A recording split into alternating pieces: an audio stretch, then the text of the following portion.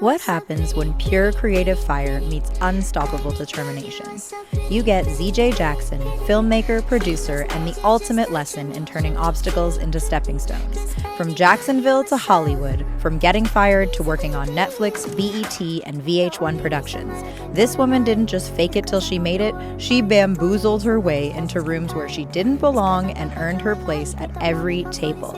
In 2024 alone, she created a short film from 5K that's screening at festivals nationwide, produced a visual album for that film for just $500, and turned rejection into rocket fuel for her independent projects. But here's what makes ZJ's story revolutionary. She mastered the art of being young, beautiful, and gifted in spaces designed to intimidate her. She's learned that strength can be your superpower and your kryptonite. She's discovered that sometimes the biggest obstacle isn't the industry, it's learning when not to be the boss of everything.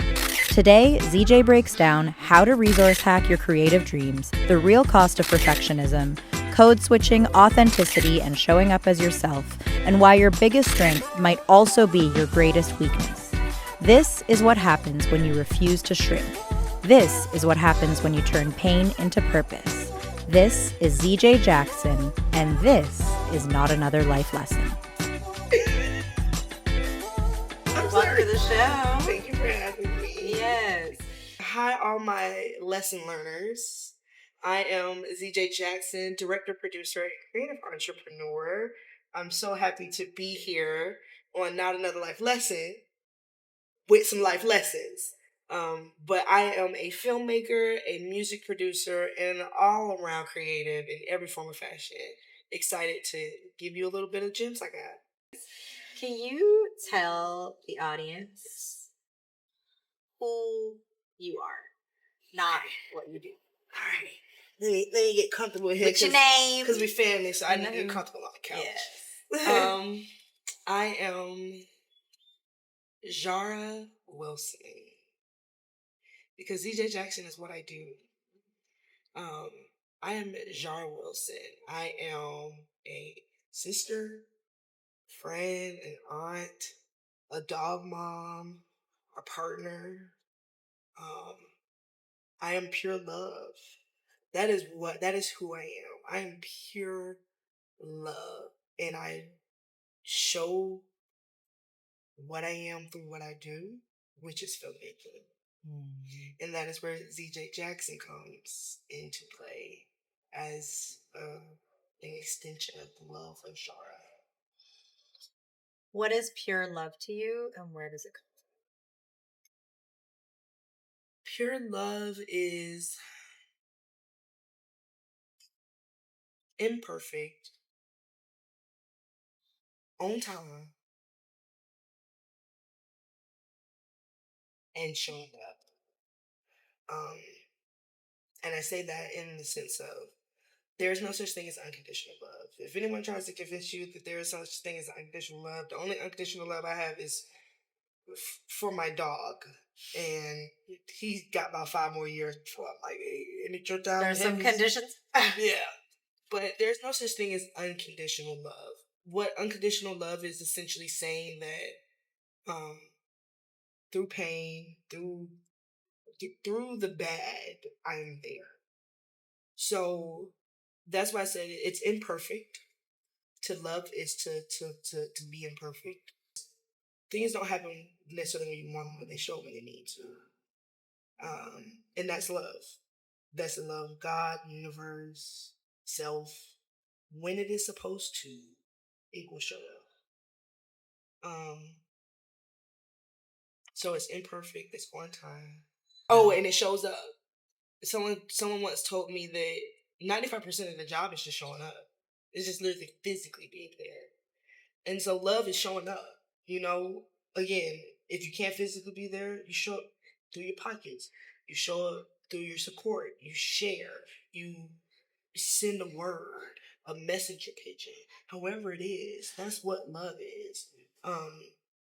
And that's from a spiritual standpoint for me, because it's imperfect, because the creator, the all high, loves us and we don't deserve it. I fuck up a lot. I don't know about you, but I fuck up a lot. Girl, this whole show is about how much I fucked up. So I fuck up a lot. So for something and someone to say I love you and you fuck up, to say I'm going to be there on time. I might not be there when you think that you need me. Right. But I'll be there when you need me. I will be there, period, is love. Mm-hmm. And so, again, I translate that through every form of fashion that I can. And I might not be able to do all three at all time. I'm not God. Right. So I can't be perfect in love. Right. But that is what love is to me. It's action. Mm-hmm. Love is an action word. So it is showing up, and it is being there, and it is being there through what may not always feel good. Right. Okay. That's beautiful.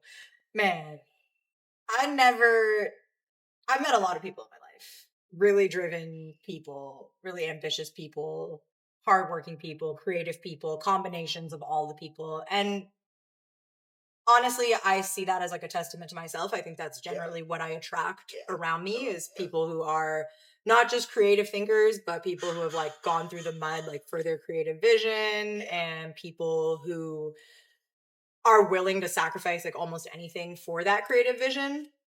But with that said, I really don't think I've met anybody who is as go as you in circumstances that are like pretty much constantly telling you to stop.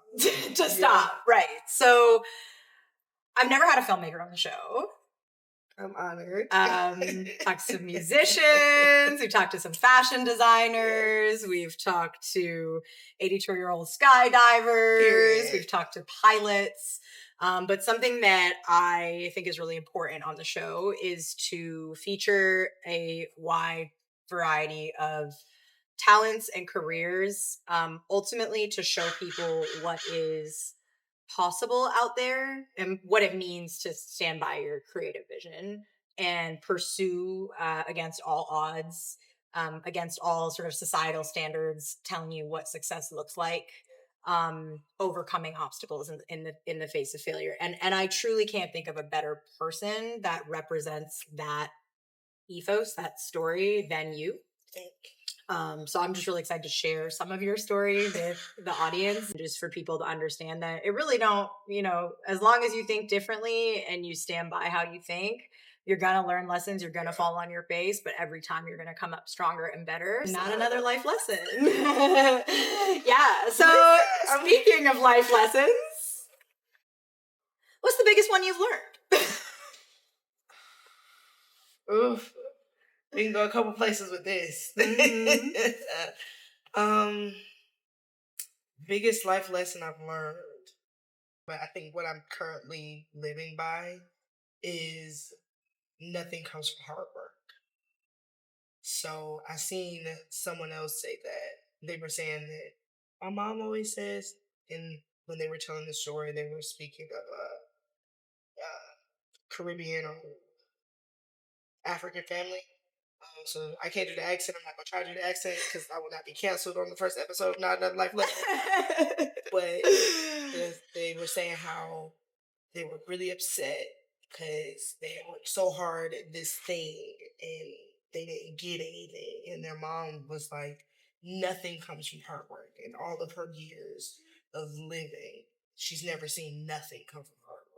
Okay, so the lesson is that something always comes from hard work? Yeah, it might not be, the goal that you set out to reach. The saying, shoot for the moon, even if you miss, you land among the stars. Mm. So it's that idea is that, it may not be exactly what you thought. For my round, you made the short film and you were hoping the short film was going to turn into some type of distribution deal.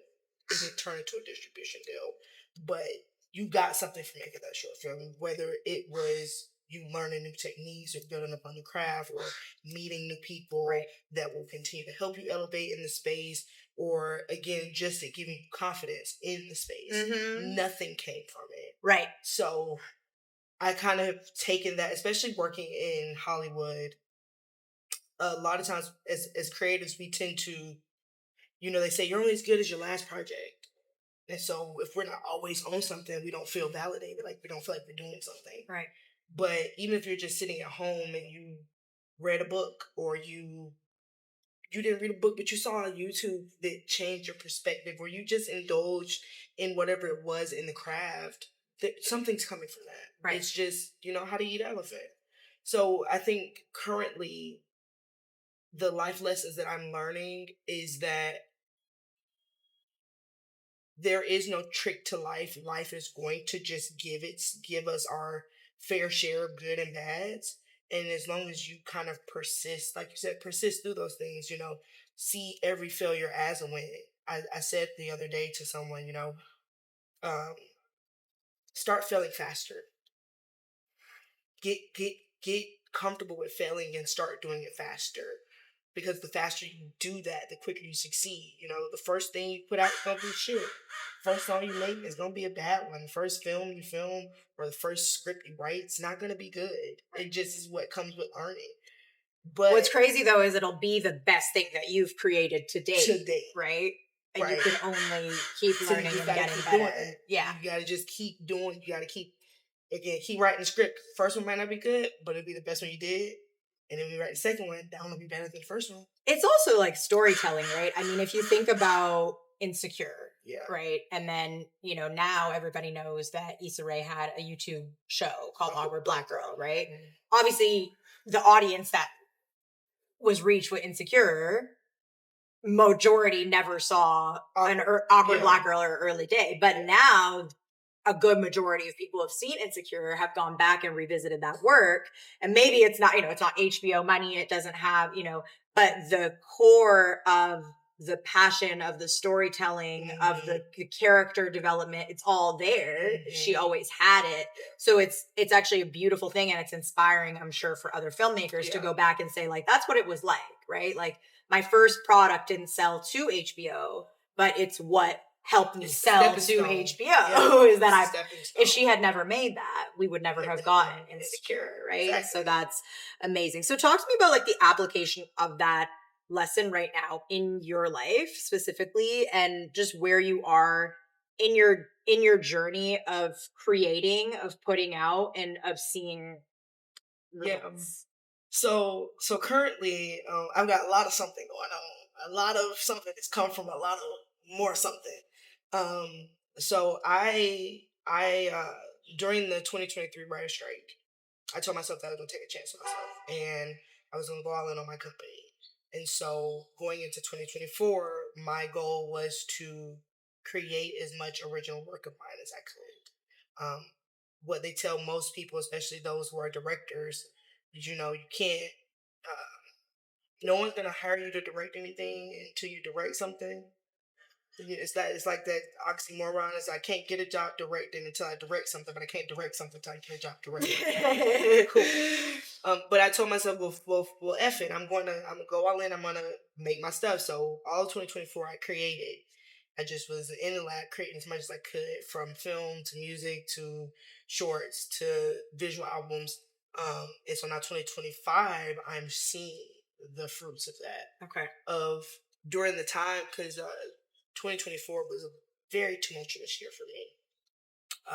I let go of my home that I had for 3 years right after the writer's strike. I lost my grandmother. I moved from 3 different states. I thought I was leaving LA. I kind of came back. I grieved, y'all. I thought she was leaving LA too. I grieved. She called me in 2 months. She said, I'm back. I'm coming back. Yeah. I'm back. Yeah. I'm back. So 2024 was a really, really hard year. My father went through cancer. And I was very much in the thick of like, nothing's happening. I made all this stuff. I'm at my creative high. I'm at my highest creative self currently. Nothing's happening. The deals aren't dealing. No one's calling. No one wants the scripts. No one's hiring me for their stuff. And I did, feel like I was in a place of question, like, am I doing what I'm supposed to be doing? Right. Nothing's coming from this, God. And that's when the lesson of nothing comes from hard work. Right. There's no such thing as nothing coming from hard work. And so now I'm seeing my project. We recently, like literally as of yesterday, just screened at a festival in New Jersey. which is one of many that we have screened at currently across 2 projects in that festival. I only promoted one, but the sketch comedy show that I produced and directed was also in the festival with the visual album that I executive produced, the music and the visuals. I'm gonna get you to slow down for Yeah, but 1 it's minute, a lot for people to take in. she can't slow down when she's making the project. She also can't slow down when she's talking about the project. So when she says 2024, when you say 2024, you really went in. You decided, like, if I'm not getting these jobs, if they're not hiring, if there's writer's strike, I'm going all the way in.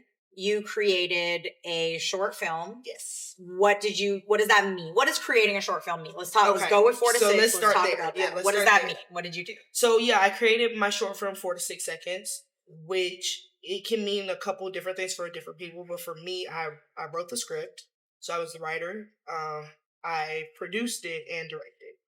So I was again, if you don't work in the industry, we have positions called above the line and below the line. And the above the line positions are the big ones that everyone's gunning for. Everyone wants to be a director. Everyone wants to be a producer. Everyone wants to be an actor. Everybody who comes to Hollywood swears they're one of those 3 things. Right. And so I fulfilled every role above the line that was required to make a film. And some of the ones below the line. But essentially all the creativity and the logistics of the project, I did the legwork. Shout out to my team, because I can't take the credit for everything. I did have an amazing group of people, amazing team that believed in me and they fed into me spiritually, mentally, financially. One of them sitting here, thank you. Worth every minute. Showed up and PA'd.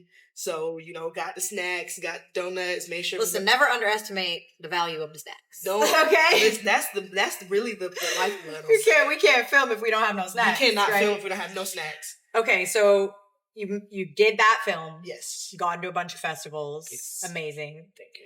And then you decided that you were going to create an original soundtrack for the film. So I did that kind of simultaneously, which is also very unorthodox. Most people don't.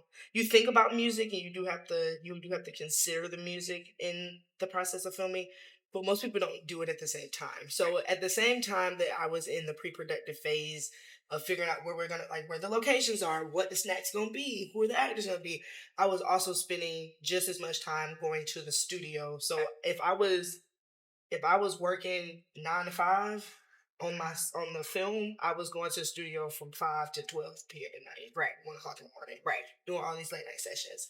And essentially I met up with my producing partner. Shout out to Chef Lorraine. He's so amazing. And we were just catching up in the studio. I didn't even know he produced music. Right. I knew he did audio for film.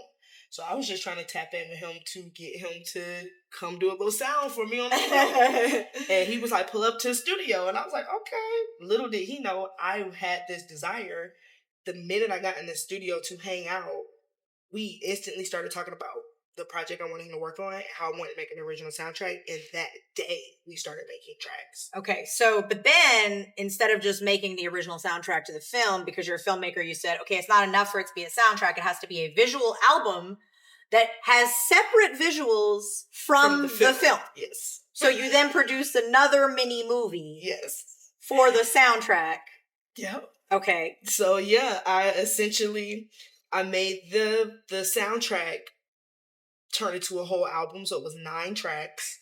We're laughing because she doesn't know yet, but I'm going to force her to tell you how much money she spent. So the soundtrack was 9 tracks. 5 of those tracks are actually seen in the film. Right. And then I took 4 of those tracks that are on the soundtrack and the film, plus another track, an exclusive track that's not neither. And did 5 tracks and made a visual album that was 4 videos across 6 songs, essentially. But yeah, I turned around and was like, no, it's not enough to have visuals technically already for the music as a film. I need to do my whole Beyonce Lemonade thing. Right. And I made a whole visual album. A whole 20-minute which is album. Also in the same film festival that is in New Jersey. So it's the... Oh, shouting out peace.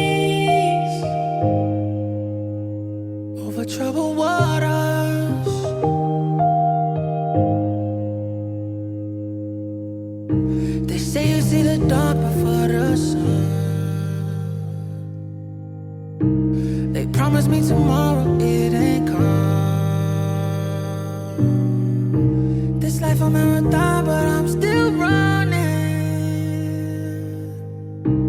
They say we need a change, but it ain't coming.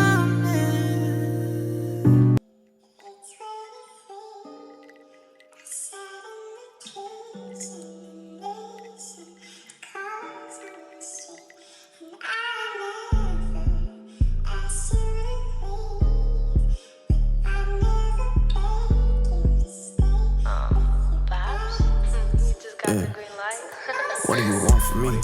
What is the cash? Yesterday I was the villain you hated, today I'm the best. Whatever you want from me, speak from the chest. Never once seen a closed mouth get fed, they end it with less. Sometimes, gotta live in the moment, so we can get what we're going. Every day, I thank God I'm awake. Every day, thankful I get to say I'm on my way. I'm on my way. Every day, there's a smile on my face. There's so much I escape. Thankful I get to say I'm on my way. I'm on my way.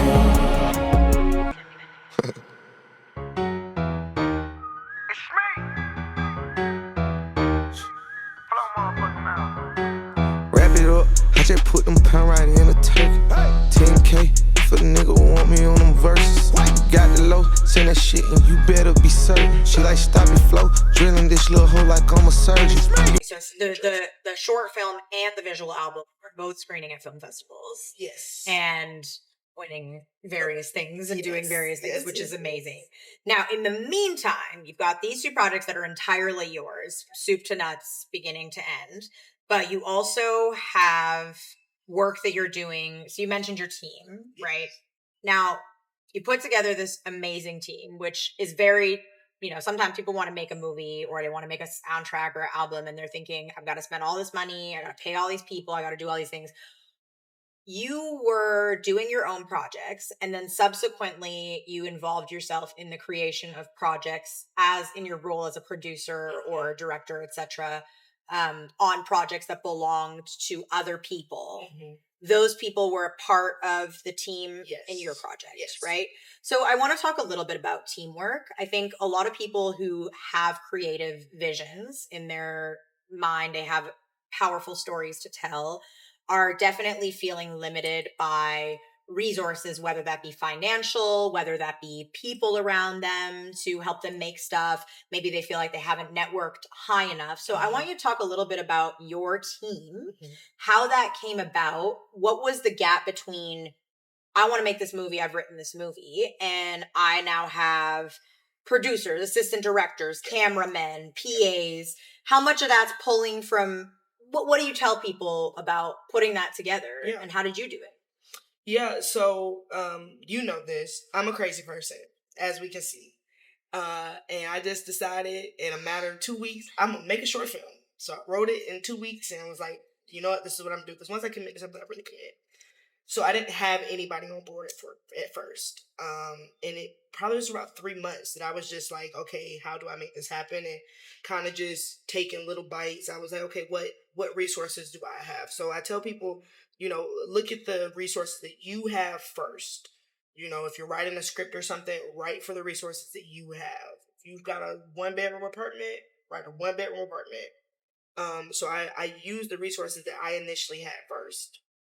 I went to support another friend of mine at a screening of theirs, a friend who turned out to be the editor and played multiple roles on my projects. Right. So that was just a matter of I show up and support you, you show up and support me. Right. So I was going to support them and I told them, hey, I'm gonna have you show up and support me this way. Well, while at that event, I ran into some old classmates of mine from college, and I was just like, oh my God, you're an actor. I would love for you to check out my script. Little did I know that friend was also looking to elevate and was like, actually, I'm now in the producer space, in the financing space. And that is what kicked that off. I immediately sent my script. The one thing I will tell people is a lot of times the pieces are around you. You're just not ready to put them together. So it was a matter of the pieces being there and me being ready. So when he said, "Oh, I'm looking to finance, send me X, Y, and Z," I didn't have to go produce this stuff. I had already had it ready. My script was ready. The deck for my film was ready to go. It was a matter of it just being in front of the right people. Right. So I wasn't putting that together while putting my team together. I had my vision and everything very clear. And then I just started reaching out to people, and eventually one piece led to another piece, to another piece, and it all came together. The way that I continued with these people and it didn't turn into a one-off situation was we seen the value in what each person brought and how we could elevate each person. It started off as my one project of, okay, we're here to support 4 to 6 seconds. And then from there, we realized, oh, well, you also write. Right. Well, you also produce and you also direct. So how can we keep this going? Right. And we just created an ecosystem of, okay, I'm going to be this on this project. And then on the next one, you can play director and I'll play producer. Right. And then on the next one, you can play PA and I'll play AD. Right. And that's how we did it. So one, you've got to be a multi-talent yourself. And you've got to be a multi-talent and you've got to find multi-talents. And you've got to be willing to take the back seat for somebody else to shine, so that again, the ecosystem can continue to feed itself. I think something that's really important in what you're saying too is a lot of people, especially in LA, but in general, I think everywhere, really focus their sort of building their network or the concept of networking around networking like upwards. So how can somebody who's achieved X over here elevate me to over here? And what you're describing is an ecosystem where you're networking laterally, horizontally, where you're all in a similar place and have similar skills, maybe complementary resources where you can add value to each other and simultaneously elevate together. And I've always found that that type of networking is so much more effective because you're not in a space where somebody thinks they're giving. That you need. And you need them, but they don't need anything from you. And you end up in a situation where, you you either end up in a situation where your intellectual property is taken or you feel used and abused or whatever. Or you feel like you're at the mercy to do what someone wants you to do because they give you absolutely. So in your situation, what you're describing is a very healthy ecosystem where you're all asking each other the question of how can we support and help each other. There's a mutual belief in the creative visions of each other. And it doesn't mean that you have to, think that this script is blah, blah, blah, but it's how can I create an outcome and a product that this person can do what they want to do with it, and how can they help me create my product. And I think that's really, really exemplary. And I feel like young creatives can really take a lot from that. Another thing I want to talk about is how that supports you financially in the process. Because obviously, I think a lot of people, whether it's film, whether it's music, whether it's starting a clothing line or any type of creative entrepreneurship endeavor, might feel limited by the finances, which I know is something you've come across too. At the end of the day, it costs money to make art. And that, whether you need to find a manufacturer for the product, whether you need to find expensive cameras, etc. So let's talk about resourcing a little bit and what that looked like in the year of production that you had, where you described you weren't getting jobs. No. So you don't have any capital. I don't know how to create the things that you've created. So without talking too much about exactly how much you spent, etc., where are ways that you look to save some money, and where do you just inevitably need to invest, and how can you empower creatives with low budgets to make the types of projects that you made? Absolutely. Well, listen, we can talk numbers. I'm 100% transparent about numbers because people do need to understand that you can make great quality without breaking your bank. So essentially, for my short film 4 to 6, I spent $5,000. Wow, that was my budget. Wow. Which, I mean, $5,000 in filmmaking realm is nothing. But there were multiple locations. Yes, multiple locations. Equipment, lighting, audio. Fights. I had stunts. I had intimacy. I did a very, very ambitious short film. Let me say that. Absolutely. And a large part of that is, like I said, make for your resources. I knew that I had a house at that time that I had turned all these rooms into these creative spaces. So it was easy for me to utilize my own home for rehearsals and production meetings and auditions and the whole shebang. I do understand that most people don't have that resource, but there was a situation where a friend of mine had an apartment and had a community space. So we used that space for auditions. You know, you use your resources. Yes. Don't overcomplicate it. I understand that you want to go get a helicopter scene. It's also actually not impossible. You know, they don't charge you to land. They charge you to land the plane. They don't charge you to float it. So you can get a helicopter scene for the cheap. Hey, that's tea. That is tea. But what I will say is, like, my short film was $5,000. My visual album I did for $500. I'm sorry, what? Yes. Okay. A 20-minute 6-song 4-video visual album I did for $500, and most of that I spent on food. So the main thing that you're gonna spend on, you're gonna have to take care of people. You gotta feed them. If you got anybody volunteering their time, which a lot of people volunteered time for me, which is why I save so much money, feed them and feed them well. And one thing Mama Z is gonna do is feed you good. Facts. Food is the lifeblood, they said. Yes. So if you feed people well, you can they kind of almost forget a lot of other stuff when their belly's full. Right. So I spend the money on food, great crafty, great lunches. You're gonna spend money on sound. Again, unless you're a sound guy or you just got best friend as a sound guy. Invest in sound though. That's one thing that I tell creatives. You can forgive camera. You know, we can forgive if it's grainy. I mean, some people have really shot full films on their iPhone. It can happen. But sound, you want crisp sound. So invest in crisp sound. But outside of that, anything else is expendable. Yeah. Again, like you said, you can shoot it on your iPhone. Right. You can, if you're a director, that's your job, is to make the actors look good and sound good and be good. So that you get you some bad actors and challenge yourself, right, to see if you're as good as you think you are. That's funny. But yeah, for locations, outdoor locations is always cheaper. You rarely have to get, you know, if you guerrilla warfare, if you can't afford permits and you don't need a big crew. Outdoor spaces. My visual album, every single one of the locations were outdoors. So they were free. Right. Versus with my short film, one of the price points that was incorporated in that was a location. Right. So I had to rent a studio set that incorporated like 6 of those locations that I had. Yes. So you still within that studio set, there was a hospital, there was a jail cell, there was a lot of what you needed in that one location for that couple of shoot days. So when it comes to resourcing, obviously, although $5,000, it's incredible. Like when you see clips from this movie, which obviously I'm going to edit into the show, but Newton's third law states there is an equal and opposite reaction for every action. So apparently, even when you are running away from something, you are really running straight to it. Okay, love you, babe. They offered me the job. What? Yes! And I went to Club 62 for my bitch time, the big graduate, not the little one. Life is about choices. Some we regret, some we're proud of, some will haunt us forever. We are what we choose to be.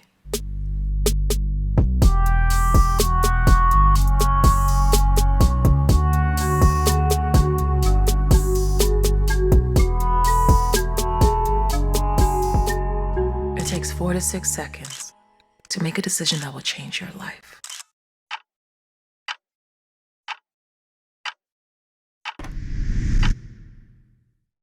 when you see clips from this movie and you see the quality and then you hear $5,000, it's mind-blowing. Yeah. So definitely the ways to save money is important. But let's talk about raising the money that you do need. Yes. Obviously, $5,000 is not a crazy number, but it's not enough. That's still, you know, that's 2 months of rent. Yeah. So we were talking about leveraging community and resources, and something that you did that I love and you continue to do every time you have an interesting creative project is provide something for people that people would want to do where they can come in and bring money. So let's talk a little bit about crowdfunding and what that looks like. And again, how do you provide value for people so that they're incentivized to help you fund a project? Absolutely.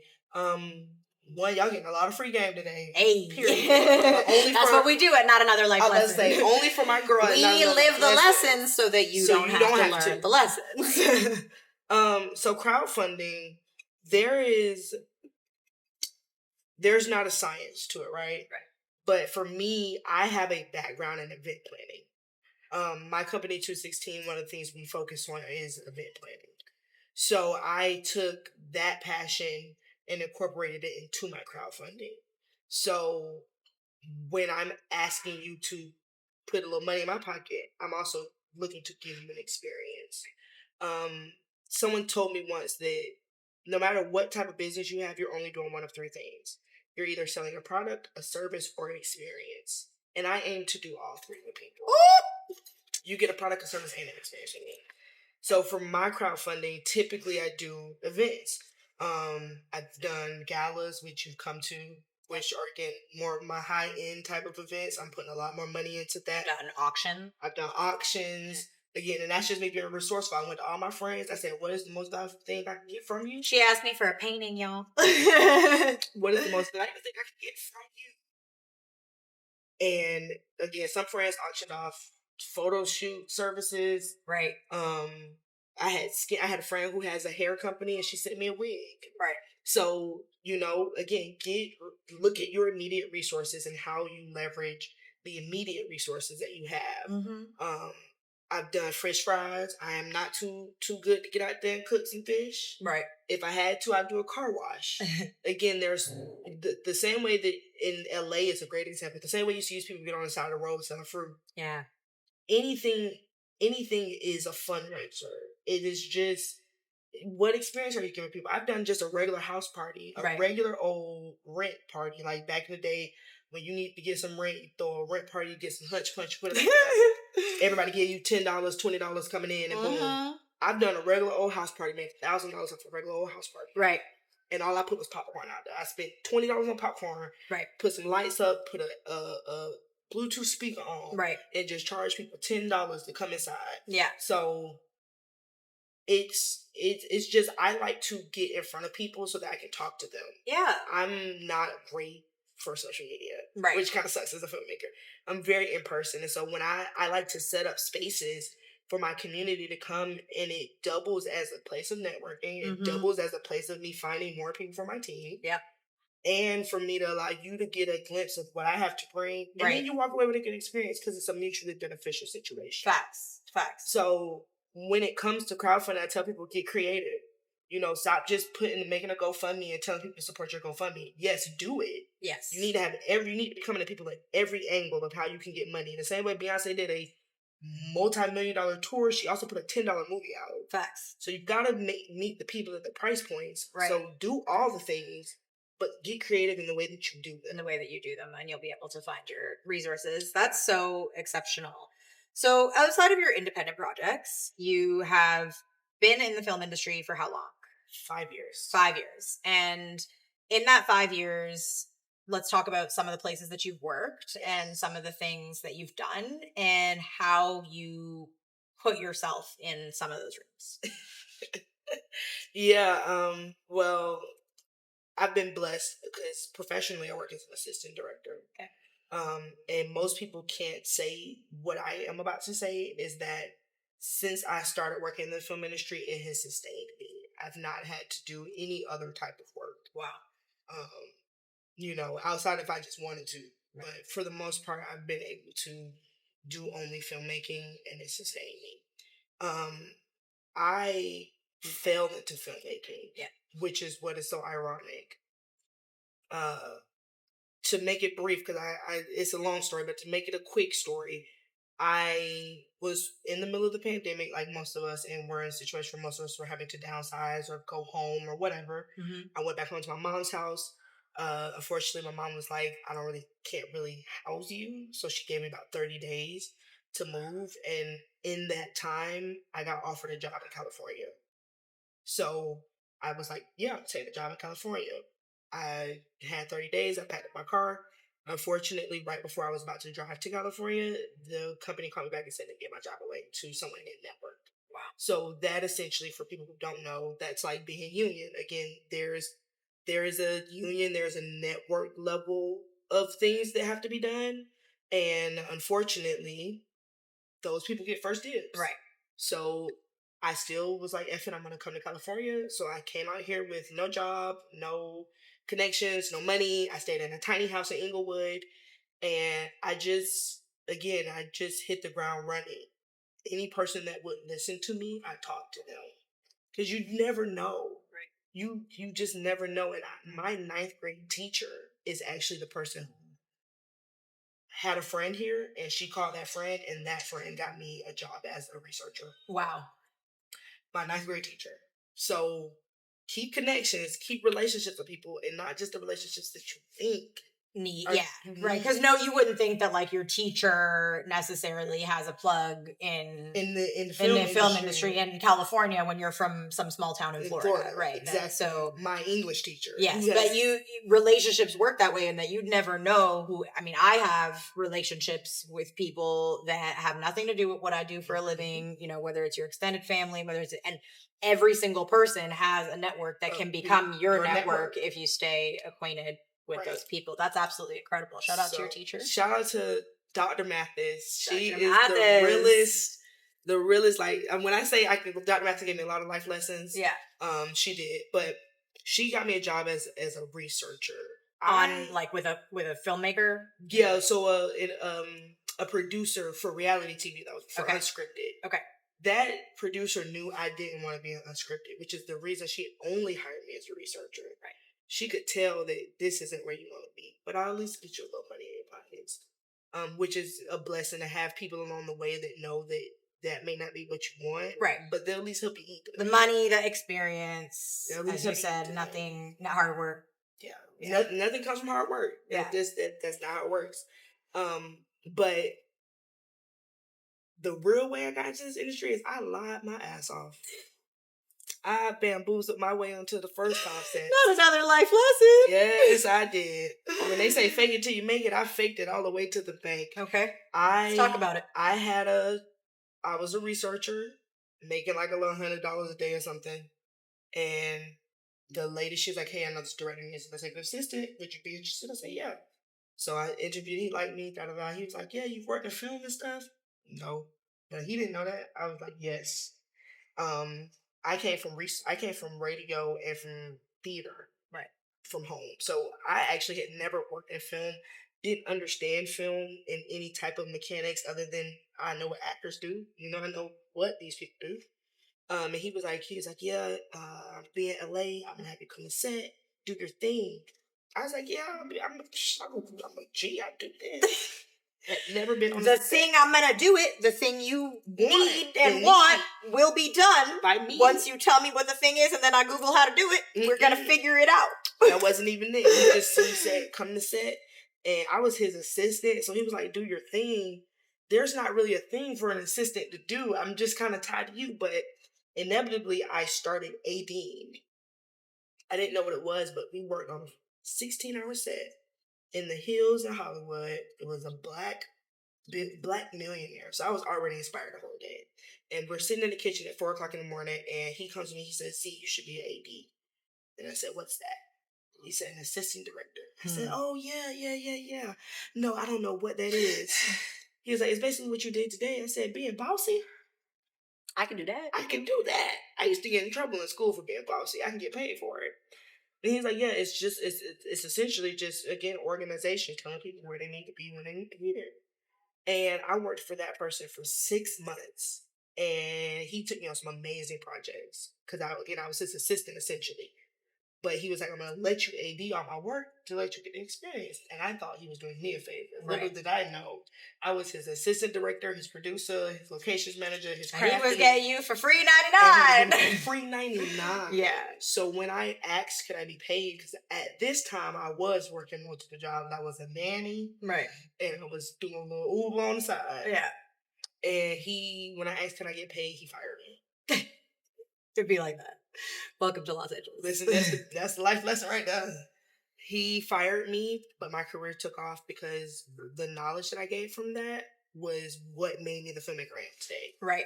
So, again, from there, my career took off because I had all this experience, but I was still very green. So I was bamboozling my way into more work. I worked on another set, maybe 2 sets after this experience, where at the time a lady who I call my set mom, she found me. She's like, "I keep you with me, chica." She brought me to a movie. I was her assistant. She said, "Go talk to the AD. Tell me you're an AD." I went and made some fake business cards, took it to him and said, "Hey, I'm the best second AD you'll ever meet." Handed him the card and just walked away. He called me 2 weeks later. Told me he wanted me to fly to Montana for a Nick Cage movie. Nicolas Cage. Nicholas. Yes. What's your favorite? Treasure. I was gonna say, what was the first thing that comes to mind? National Treasure. Nick Cage. Mine is Face Off. John Travolta, Nick co-starring. Yeah. And I don't know why that movie traumatized me from a young age. I shouldn't have seen it so young. So now that's what you see when you see. I've never been able to unsee the Face Off moment. But anyway, the Nicholas insert middle name here, Cage. Cage. Yeah. Okay. So this is the big one. This is like, this is the career moment. Right. I get on a plane, I fly to Montana.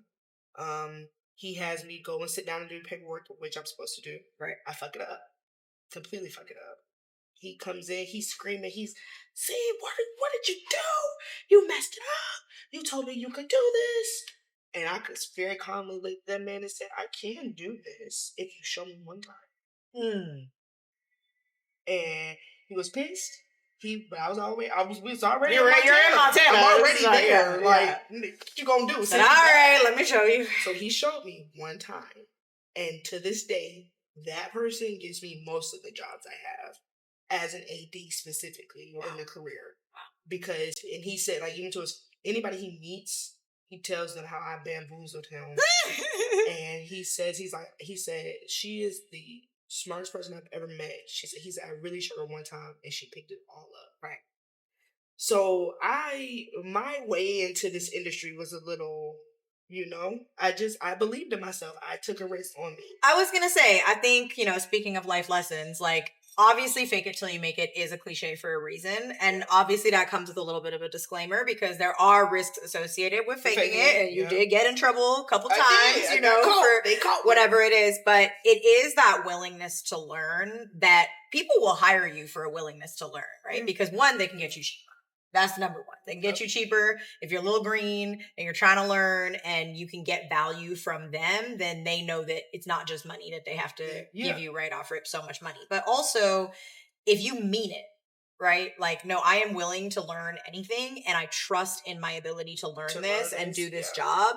I think I've even learned a lot from you in terms of presentation. Like the day that I met you, we were at a party, you were there alone, I was there alone. And right off rip, I was like, "Oh, what do you do? Whatever." And you were like, "Well, I'm a producer, I have a production company, I'm a writer, I'm a director, I'm this, that, and the third."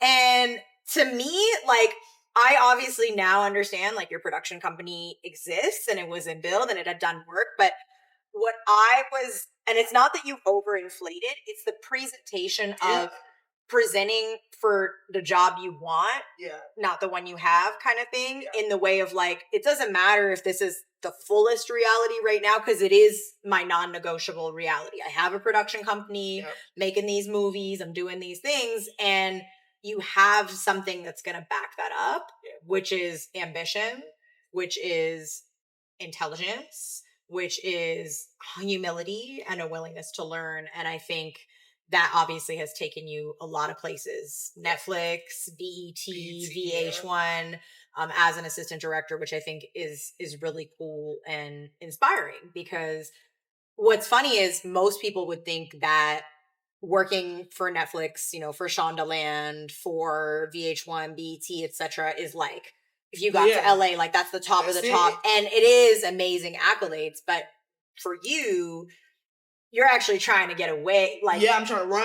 You want to do your own project. Do not call me the AD. You don't want to be an assistant director anymore. No. But that experience, like most people who work in film, even if they are their own independent writer, director, producer, kind of have to have that push-pull experience. Because what did being on those sets at that level teach you, and how did it help you to create independently what you've created in the last year? Absolutely. I mean, everything. It taught me everything. One of the things that I do notice is a lot of the executives and the directors and stuff, they come from AD. Because what it does is it teaches you creatively and logistically. It teaches you, again, when I see a script and I see 3 locations, oh, that might be great for the story, but logistically, what does that mean?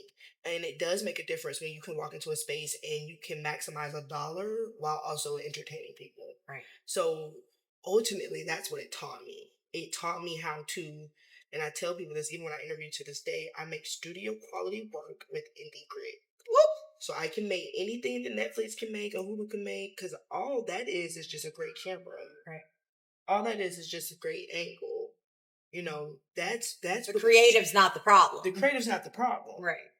Now it was, how do I translate this over with a minimal budget? How do I make all of this stuff happen? The logistics. Yeah, how to make all this logistics happen with any type of budget. Right. So that's what it did, because working on these big sets, it showed me how they manage this type of stuff.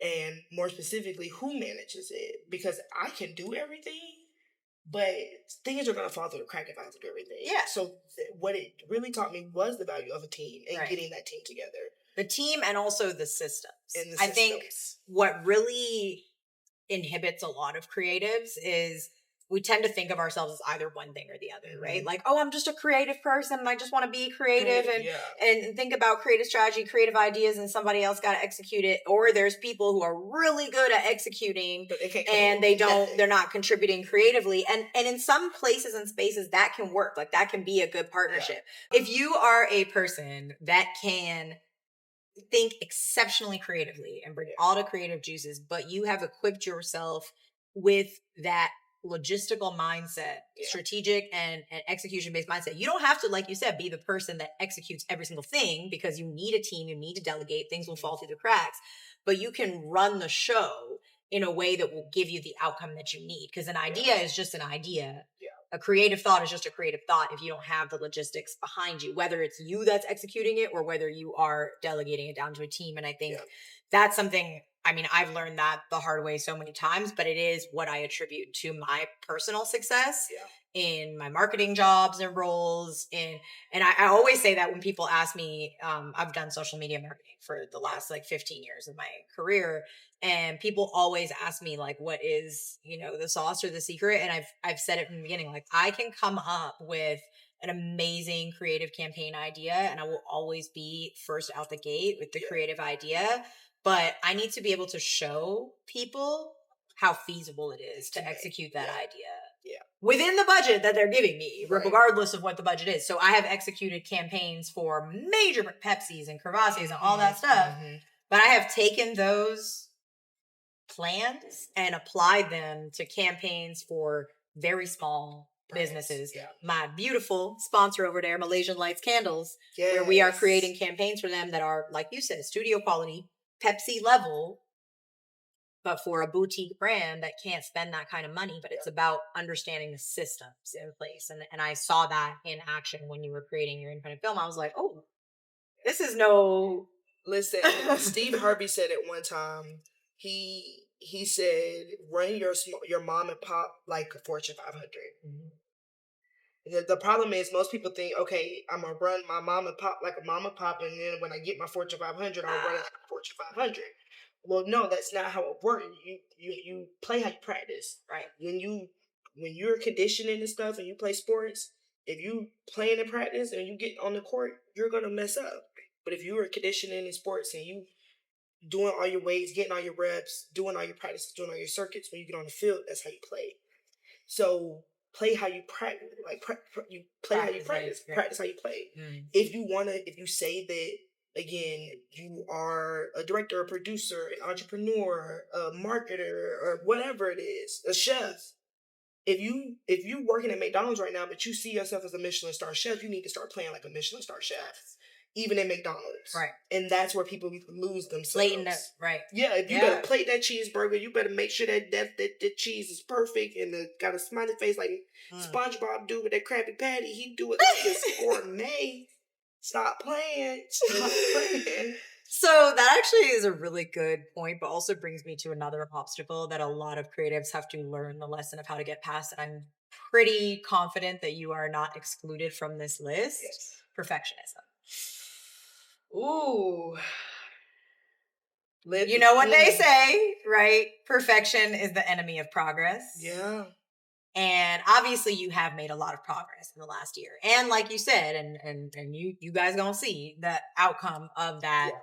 I mean, it's damn near perfect. In my humble personal opinion as a viewer and a friend. However, accepting a certain level of imperfection. Yeah. Not just in the outcome, but also in the process. Yeah. That's a huge battle for people who have the standards that you're describing. Yeah. Right? The practice how you play how you practice type of vibes. Yeah. Talk to me about your relationship with perfectionism and how you balance getting it done, making progress, and the idea that it has to be perfect and what perfect means to you.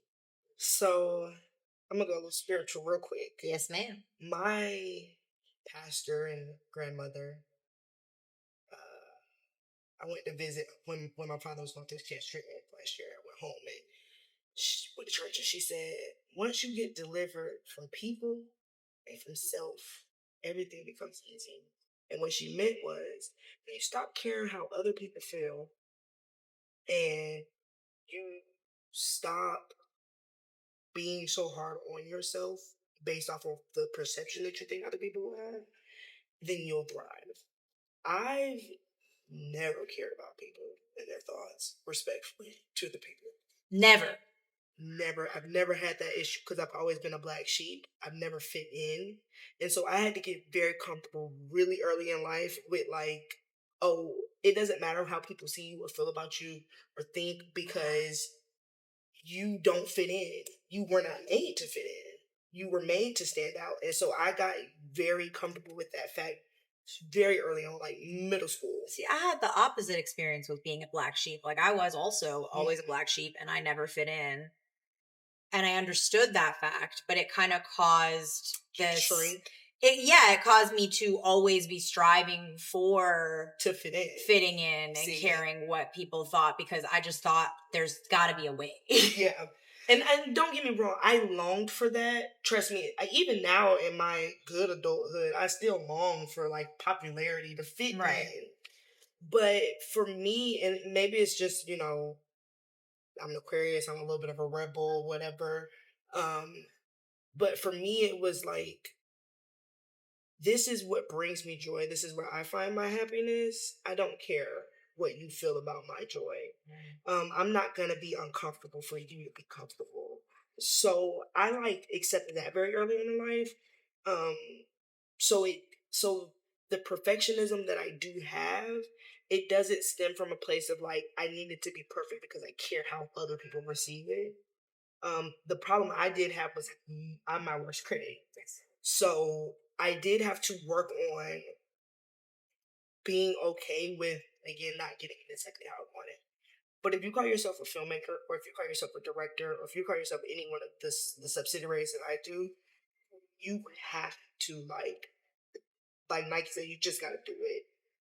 I can't tell you there's like, you know, do the mirror talk to yourself every day, or tell yourself this, or get a journal, because you just have to know that if I was given this vision, this story, that I have to tell it. And I think a large part of me experiencing so much trauma early on in life, my oldest sister passed when I was 17, and my first year in college, I was raped.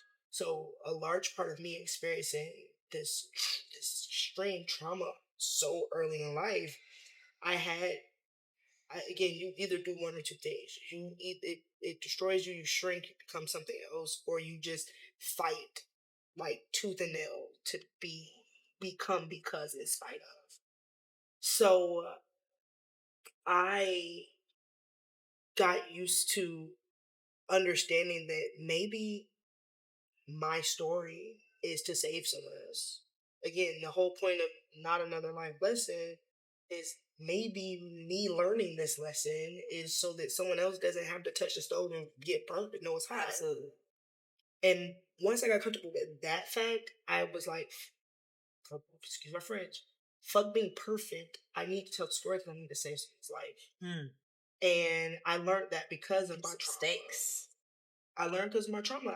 When I was raped, I created a nonprofit in college to kind of assist a bunch of different things. And I was very vulnerable about my rape when I was like 19 or 20. And a girl came to me afterwards, after I did this event, and said to me that I saved her life and that she had experienced something similar and she wanted to take her own life. And hearing my story saved her life. And I will never take that for granted. And that alone eliminated the need to be perfect, because that event that I put on that she said that, it had 10 people at it. I was pissed. I was like, ain't nobody come to the event. The grits is cold. The microphone not working. I found every problem with the event. And when someone comes to tell you that you saved their life, you don't care that the grits is cold. You don't care that the 10 people in the room. And the one thing I tell myself now with everything that I make is, as long as it touched one person, I've done my job. I don't need to touch a million. Man, we have arrived at the same lesson in that way. I have received so many beautiful messages from people that I know who are early supporters of the show.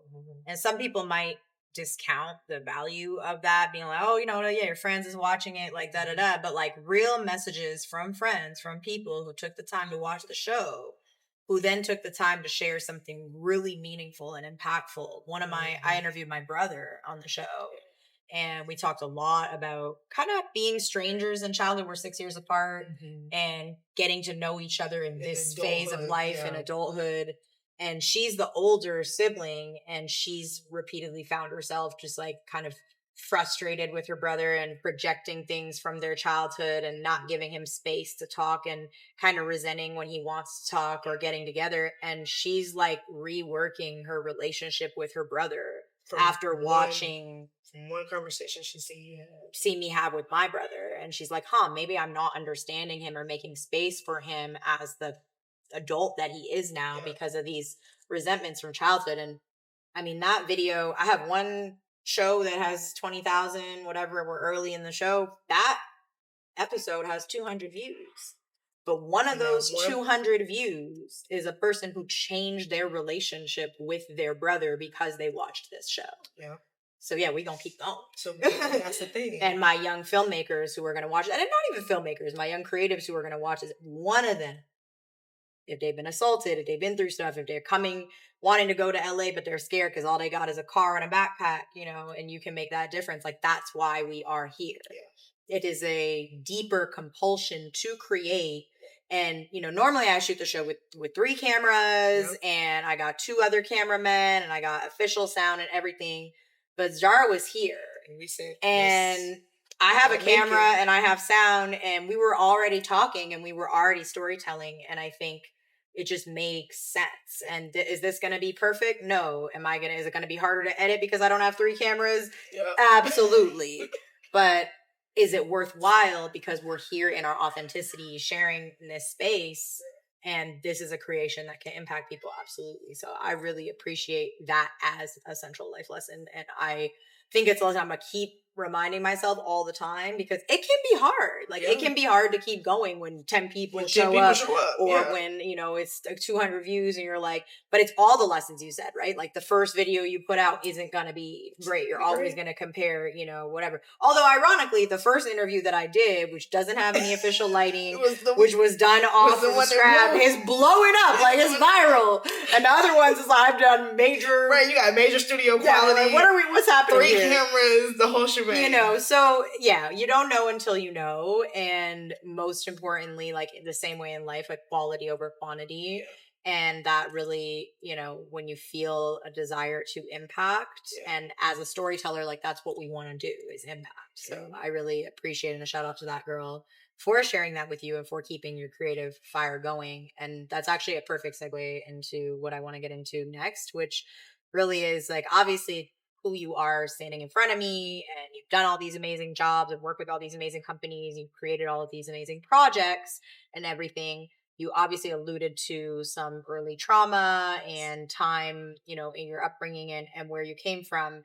And obviously you weren't always the woman that's standing in front of me who's able to share these successes, and tomorrow you're not going to be the woman that's standing in front of me today because you're on this a certain level of trajectory. So I'd like to go back a little bit and just talk about some of the earlier days of realizing you have creativity and creative storytelling power within you, where that's birthed from, and just talk a little bit about, you know, some of the difficult things in your life that kind of were able to start to heal and resolve themselves through a practice of storytelling. Doesn't have to be filmmaking, but that practice, and where does it come from? Like, I gotta do this. So again, I'm a little bit an unorthodox case. We start off as creatives. And when we're born, they want to convince you that you start off as a STEM person, some type of science, mathematics. Oh, you weren't born out the womb like, I will be a rocket scientist. My father was the only person that was born with a calculator. Like, he was born to be a banker. But most of us are born creative. Right. And then somewhere in life is snuffed out of you, and you're told to pick a practical job. Well, that didn't happen to me. So I was born a creative, and I stayed a creative. And when I was in 6th grade, I got into a creative writing class that made me realize, no, I'm going to stay creative. It introduced me to acting and writing, and it was my favorite class. And my teacher, again, very similar to my AD story of how somebody recognized something in me. I was very sickly as a child. I was asthmatic. I was tiny, and I had every allergy under the sun, and eczema, anything touch me, I'm breaking out. I'm allergic to peanuts. Like, I was a bubble child. It didn't take much for me to just be not there. And I was always in and out of school sick. So this creative writing class, I missed a couple classes. Teacher, I came back to school. Teacher normally does what they normally do, is give you a pack and stuff. And I was like, here, just get that done. Well, they learned about monologues this day, and my teacher sent me to the back. Was like, here, read the PowerPoint, learn the monologue, and at the end of each one of these classes, because it was a creative writing class, that we would present. Whether it was a poem or whatever it was, we were given the opportunity. You didn't have to. I presented every class. I was like that too. I was like, you want me to talk? I got time. I'm out here. I can talk. I can talk your ear off. So I went and learned about monologues by myself in the back of class, and Billie Holiday was my favorite person at the time, so I wrote a Billie Holiday monologue. And then he said, okay, well, now you're going to perform it, because that's what a monologue is, it's a performance. So I got up in front of the class, and I performed this monologue. And my teacher he did not talk for about 5 minutes afterwards. And then he got on the phone and he came back. He said, Miss Wilson, can you do that again tomorrow for the principal and the vice principal? And I said, yes. I was in 6th grade. So I did it again. And they were so flabbergasted. I didn't know what was going on. I was like, I'm probably going to be out again tomorrow. Y'all going to be sick again. That's normally the MO here. But they saw something in me. So when I went to high school, and again, I was trying to convince my mom and stuff. My family didn't see it. So the nourishment I got was not from home. My mom was a working mother. It was just, she didn't have the time to see it. Survival mode. Yeah. But my school saw it. And so when I went to high school, I was the only kid in the school who was interested in theater. And my chorus teacher would tell me to come to chorus practice every day, and he would teach me theater. And from there, I went to college for theater. So I never stopped being a creative. I was very smart. And so again, I got all the STEM stuff down pat. That was easy for me. But I never stopped being a creative. And luckily I had community members that saw it in me and just made space for me. So I went to college as a theater student. And then I found a love for journalism and radio specifically. And I went down that path. I left theater, switched over, went to journalism, and that was just because of, again, growing up in Florida as a little black kid, you go through things. And the reason why I held into my creativity so hard is because life was so hard for me growing up. I love my mom, but home was not always a safe space. And so I leaned so hard into worlds. And my mom gave me a love for reading and a love for books. And so I leaned so hard into worlds. And I learned that through acting, and through radio, and through creative writing, that I could create whatever world I wanted. And home didn't have to be perfect, because when I went to school for 8 hours and then I got to go to chorus for an hour after that, I made that world whatever I wanted it to be. And that's what just started me on that trajectory. And no one could ever snuff it out of me for me to be anything else. And so it just kept growing. Right. So I can go through the list of traumas. My mom put me out when I was 16. Right. And I learned life very early on, very young. I'm the oldest of 11. I was grown by 12. Right. At 12, my mom was trying to go back to school, and she was like, take care of the house. By 16, I was out on my own. But at 18, I was going to school, college, best university in Florida for a scholarship. So again, I persevered and pushed through what was hard, and I made it look good. I had a classmate who went to high school, college, and lives in California now. And we didn't have a conversation for real until we lived in California together. So we knew each other for 10 plus years and never had a real conversation. And one of the first things in that conversation they said to me was, I always could tell life was hard for you growing up, but I never knew what it was, and you always excelled in everything you did. Right. Where does that, like, is this strength or perseverance, like, do you attribute that to something you were born with? Like, where did it come from? Yeah, I attribute it to, I do think it's just a natural ability in self. But I seen I was studying something the other day, philosophy or something, and the question was posed of what traits are the ones that you developed out of survival that you have now masked as your personality? Who? Say that one more time. So, I might have to take that question for the show repeatedly. You might, but it asked, it said, one more time? What trait that you developed out of trauma that you have now masked as your personality? And strength is that. Mine is humor. Strength is mine. I always felt unsafe and unstable as a young person. And so I pretended that everything was always together and that I was stronger than I was. Fake it till you make it. I faked it till I make it. And again, my mom got married when I was 7 to my stepfather. And my stepfather has Asperger's. So growing up, he was on the spectrum. Growing up, he was not neurotypical, and you can't explain that to a 7-year-old as to why your father figure doesn't hug you, as to why your father figure doesn't want to go to the park or do these things with you. Right. And so again, that's elementary school. I was the oldest at that point. I had a little sister, and while I was like, okay, cool, I'm feeling all this stuff, I would see my sibling and be like, whatever it is I'm feeling, I just gotta make sure she's good. And so it started young because your parents teach you with siblings that are closer in age, look out for your sibling, take care of your sibling. So I was taught, again, this is something that probably just was ingrained for me from being the oldest. I was taught protect. Right. But then it turned into, cool, now you're moving schools, you're getting a whole new family, you don't know them. Cool. Now this man is uprooting you and moving you to a whole other side of town with a whole other group of people, you don't know them. And unfortunately for me, I went from very mixed environment to an all black environment. Right. Which was a culture shock. And when I tell people I went through a culture shock with my own people, it kind of jars them like, how could you be culture shocked with black people? But I never grew up around a bunch of black people. So when I got uprooted and put in an all black school with, again, cultural types of stimulations that I never had, it was a lot. Yeah. It was a lot. So that was actually when I became so tough. Right. I learned how to be strong because, again, I was riding bike school and I was getting picked off riding a bike school because kids were walking. And I was like, how you picking on me because you broke and you got to walk? And I could afford a bike. Yeah, that's how But that's how it was. Yeah. So again, I stopped riding the bike. I wasn't dumb though. I wasn't finna walk to school because they was po. I would catch the bus, the Right. city bus, a stop up from the school, and then get off the bus and pretend to walk. Right. But again, I started putting on this facade of Right. strength, and that I again, to fit in, Protect yourself. to protect myself. Yeah.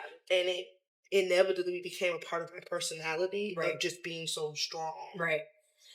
Let's talk about identity, because you mentioned something that I think really hits, which is, being kind of in contrast to your environment, even if it's people that look like you. It's like whatever you're used to, and culture shock. Obviously, it's no secret you are a woman.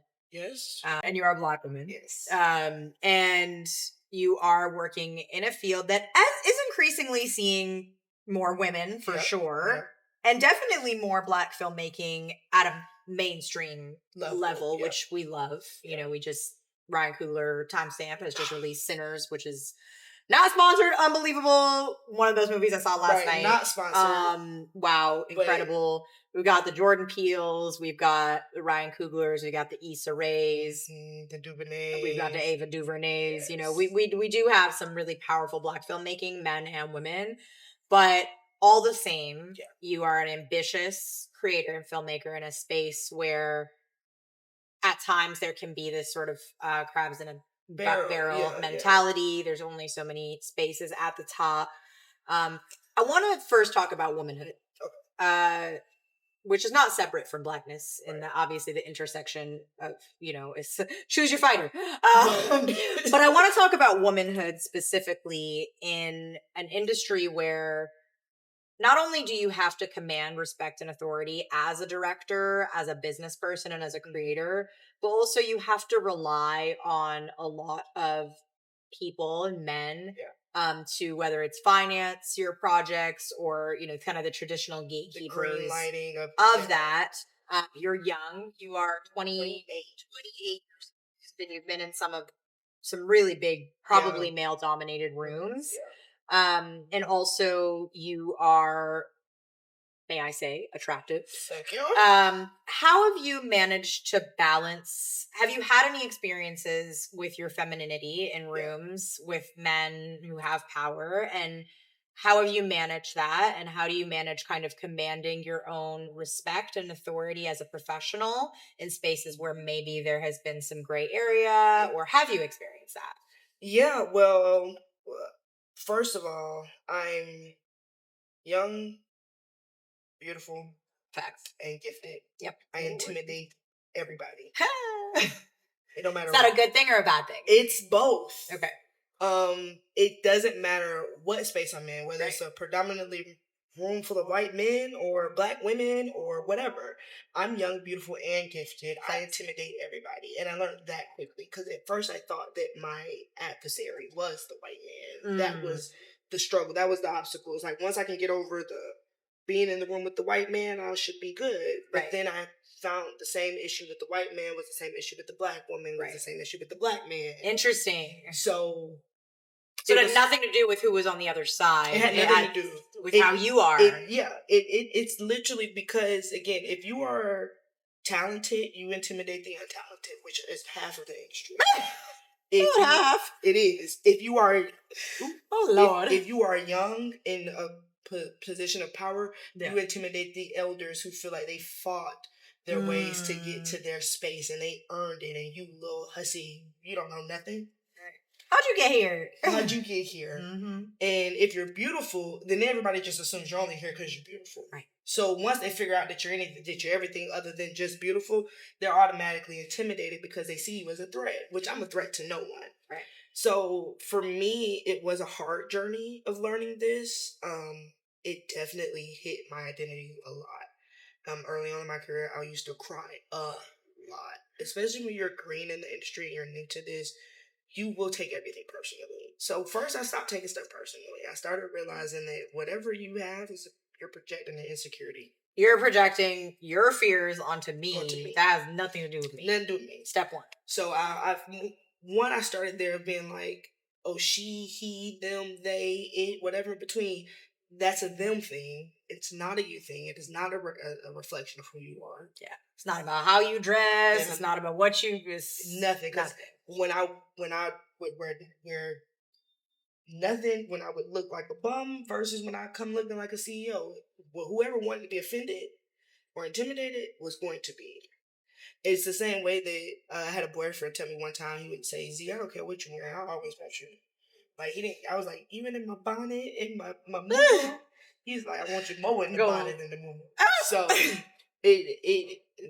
that was like the first thing. And it's just growing pains. Unfortunately, those are growing pains. Those are, you just have to continue to be in the rooms and feel the way you feel. And work through the feelings in yourself, because you have to ask yourself, why am I feeling this way? If this is someone else's personal problem, why is it affecting me? And you deal with that. Is it always implied, or has there ever been like an explicit display? Like, what's the craziest thing like someone's ever said to you? I had a director tell me to go stand in a corner and talk only when spoken to. Oh. And so you're right. You're probably like, well, how the hell do you be like, that's them, that ain't your problem. Right, While you standing in the corner with your head down, yeah, only speaking when spoken to. Right. So trust, I've had plenty of the experience. I've had to deal with sexism, racism, classism, all of the isms. Right. And again, in the moment, no one can tell you how to deal with it in the moment, because it is just going to be what is instinct, fight or flight. However you naturally react in traumatic moments is what you're going to do. Right. But it is the self-reflection and the after that changes it all. And so even in that situation with that director who gave me that experience, I was able to look back at it 2 years later and it's like, how could I do better? Right. And I know that a lot of times, especially as women, we're always figuring out, like, how can we fix ourselves? Because we're not the problem. We don't need to fix ourselves. But we do have to ask ourselves, how do I handle these situations? Right. Because they're going to come up. They're going to come up. So you can't avoid them. Yeah. They're going to always come up. Because, again, if you're young, beautiful, and gifted, you're going to intimidate somebody in the room. Facts. If you're all three, you're going to intimidate somebody. You can be one, you're going to still intimidate somebody. So there's always going to be a situation where someone is insecure, someone is jealous, someone is whatever their personal emotions are. Right. The thing is to just remember who you are, stay true to you, have a good support system. When I would go through these things, I call my mom. Right. And I release as much as I could. I appreciate my mama for being a trash can and just let me dump on her. Shout out to the parents. But if it's not a mom, it's a friend. You know, having those just get on a podcast and trauma dump. Anyone want to come on? Not another life lesson. Listen, just get it out and put it on somebody else and just walk away from it. Yeah. But no, seriously, you put it on God, put it on your journal, put it wherever you need to put it. But validate your feelings. What you feel is real. But when you step back in that space, master the 48 laws of power. Mm-hmm. When you step back in that space, you put your armor on and you don't waver. Right. Like, if somebody asked me like why I dress up for set, and I told them it's armor. Right. So whatever you have to do to put yourself into battle mode, you do that. Mm-hmm. And every opponent every fighter isn't an opponent, and every opponent isn't a fighter. Right. So sometimes the people you think that you're fighting against are fighting against you. Don't look at everybody. Don't walk into space thinking everybody is fighting against you. I find people even at the top operate that way sometimes. Yeah. And it's really a detriment because you're prohibiting yourself from seeing the opportunity that exists for camaraderie, for mutual support when you're assuming. And of course, in this industry, like everyone goes through things where they become jaded because there are people who are your ops. They are. Facts. There are people who are going to be your ops. There's optatious behaviors. Optatious behaviors all around and betrayals and all sorts of things in every industry, but obviously the entertainment industry in particular. Yeah. But it's always a little bit tragic. Like I had a mentor or somebody that I called a mentor mistakenly, who really was just on that paranoia tip all the time. And I was like his number one supporter. Like he was my mentor, but I saw him as somebody like, I was just every room. I was like, yeah, this man is just helping me so much. And he's giving me so much value. And he just assumed I was talking crap in every room that I went in about him. And he was always like trying to be a step ahead of that. And in the end, we couldn't have a relationship and I couldn't serve him the way that I was ready to. and he lost in the end. I had to deal with that. I thought I lost at first, but he really lost in the end because I was there to add value, even though I was calling him a mentor. The reason why I wanted to kind of separate Blackness from the womanhood, although there obviously is a very strong intersection in the spaces, is I want to talk about presentation. Yes. And being unapologetically Black, and who you are, both in your storytelling and your filmmaking, but also in showing up, like as an AD, on sets, on whatever. You share with me, but I'd love you to share as well, like some of your early experiences. You mentioned being on a radio in school and everything. So let's talk about some early experiences, kind of realizing that you might have to strike this weird balance of maybe masquerading some of your Blackness, the code switching, and how are you now, and have you found comfortability and confidence in being who you are as a Black woman, speaking how you speak, having your hair how you have it? Like, what is the journey that you've been on with that? Yeah. Where were you then? Where are you now? And how can other Black people learn from your experiences? I mean, listen, I think if you Black in America, you already know the code switch is real. And it takes a long time to figure out who you are and how much you have to code switch. Because you, like, again, when I hang out with my white friends, you know, I might talk a little proper or whatever. But then it's like, okay, but how much is that actually, do I actually enjoy? Maybe I do like speaking proper. But then when I go back around Black people, they're like, oh, you talking white. So someone is like you said, someone is always there to judge. It's not about who you are, it's what they're projecting. Someone who is not happy with how you present. Right. And again, growing up, I definitely went through the ups and downs. I'm a dark-skinned Black woman. And so growing up, it was very hard. I was too black for white people, too white for Black people. I wasn't curvaceous enough growing up.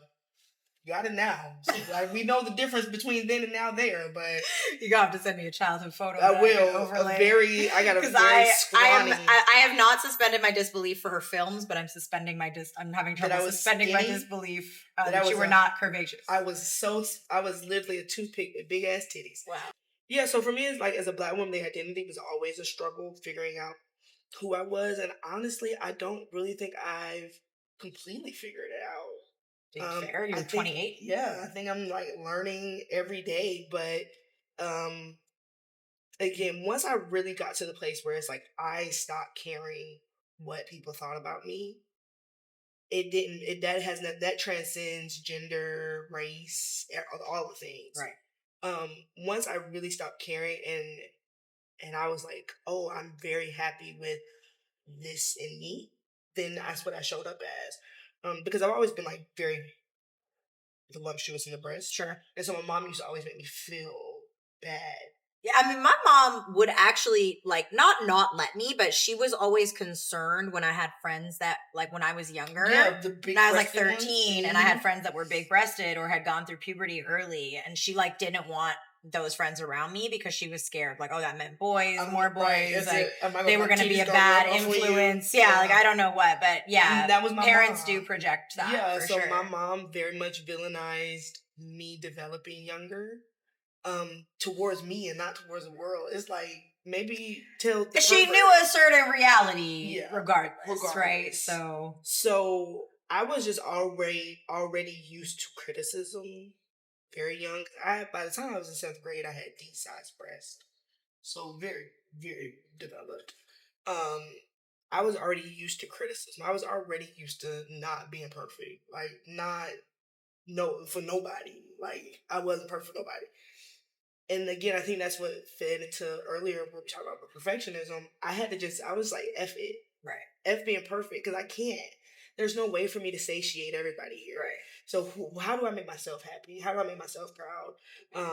And being a Black woman, showing up in that truth, is big, because I had an experience working at the radio station. When I left school, I worked at the biggest radio station in the city. And I initially got hired as a salesperson because I could sell water to him. And I also sold him on letting me be on the station as well. Right. But I worked at sales, and if you don't know anything about radio sales, again, don't nobody see you. Right. And I used to wear my phone to work, and the owner of the station came to me with the only other black person at the company, called me in their office, and Googled professional black hairstyles. Oh, God. And turned the screen around and told me I need to tame whatever I got going on. What style did you? Not that it matters. It was an afro. Oh, I had God. a cute little pineapple. The girls who know. I had a cute little pineapple, and it was, I need to tame whatever I got going on up there. So again, growing up in Florida, I was told all the time I wasn't enough. I wasn't beautiful. I wasn't smart enough. I was just not enough. Like, even peers, people who were friends of mine in college, said to me one night on a high whim, dang, Z, you're actually smart. We thought you only got here because of affirmative action. Cool. But sadly, I mean, we obviously know based on the state of the country that there's really, even peers, people you think, there's a lot of people who believe that is the case. So for me, and again, I think this just comes in a part of like being comfortable with self. I just was like, again, you do one or two things. You either crumble and shrink, or you become in spite of. Right. And so I always lean to, I'm going to become in spite of. Like, if you tell me I can't do it, I'm going to do it 3 times now. Like, I'm going to become, and luckily for me, people thought I was just not going to be nothing in life. So I was like, now I got to be something in life. Right. But that's like what pushed me into a place of being comfortable with just being a black woman. Right. Because again, I used to perm my hair. I wanted to be skinny like my white counterparts. I didn't want to be curvaceous. I wanted to. My grandma thought I was anorexic. I wasn't, but she thought I was. Right. And again, I wanted to be accepted, and I wanted to be accepted into right spaces. But eventually, one thing you realize is the way everybody in the world trying to be a black woman. Right. So why not show up as a black woman? Did you change your hair for the radio station? Yeah. Yeah. I did. How did that feel? I cried a lot. Yeah. I've cried a whole lot of tears throughout this journey, especially when it comes to my identity and my race. I changed my hair because I wanted to keep my job. Yeah. So unfortunately, that just felt like what you needed to do. I had to. Did you mentioned like in that particular room, there was both your white male boss and there was a black woman who also, black man who was also responsible. So have you been in, like, obviously that was how many years ago now? 6 or 7. 6 or 7. So since then, you've been in some spaces that are either predominantly black or operated by black people. Yeah. Do you find that you are more, quote unquote, yourself, or you feel more comfortable? How do you navigate? No. Okay. No. Because everybody seems to navigate it differently. Yeah. What they So I seen this one thing that said, to show up authentically as yourself is a privilege that only white people can have. And that is just truth. Like, if you're a minority of any sense, you can't show up as yourself in any space except for at home in your room by yourself. Right. Because even with your parents, you can't be yourself there with them. Everyone has a perspective. Sure. Now, I do stay as authentic to self as I can. Right. But the other thing that I realize is these people are my friend. I don't need to be myself with you. Like, you just need to do the job. Yeah, to get to know me genuinely is also a privilege. The same way it's a privilege to show up as yourself in any space that you want to. Right. To genuinely get access to the most authentic version of Shara is a privilege. I agree. So once I also started looking at it like that, it's like, oh, you don't even deserve to know my cool joke. You don't deserve to see my funny meme. Right. You don't deserve to know this quirky thing about me. When I started seeing that any type of access to me is a privilege, then I also limit how much of that I give to people. So again, I show up in a space and I am authentic to myself in the sense that I'm a kind person. I'm not a nice person, but I'm a kind person. I'm a genuine person. I'm a compassionate person. Those things will always remain. But me being goofy, you may not need to know that on this job because this is a job. Right. And I also learned how to like compartmentalize and separate those things of how much of me do I need at my workplace And how much of me is a privilege that those that I care about get to experience. You know where that is the toughest is like when you meet people in the workplace where you could, if you weren't meeting in the workplace, you could probably be like real solids. And I have people that I work with that I am close with, but there will always be a level of masking. There will always be a certain level. I try again, like you, like I do show up authentically. My sense of humor comes out. I dress as I want. You know, I talk about the things I struggle with. I think as a neurodivergent person, it's been really important to me to find a safe space to advocate for myself by being honest about the experiences that I have as a neurodivergent person and how they manifest in my work. But with that said, I will always wait for the green light of like, it's safe here to do that. And it took so many years, and I had a lot of experiences where I was fired off of jobs, let go, etc. Because it just a little too you over the boundary. And that's understandable because again, you shouldn't like have to dull yourself. And don't. If you are authentically like, this is who I am, just know, like you said, you might lose some jobs, you might lose some opportunities, you might lose some friendships in your journey of staying authentic and true. It's funny, we started talking a little bit about Insecure at Issa Rae, and there's this one scene that has stuck with me forever. For anyone who hasn't watched the show, her best friend Molly, played by Yvonne Orji, is a high-powered lawyer, and they hire, it's mostly white law firm, and they hire another black lawyer to come in, and she's a more junior lawyer, and she's like all the way black.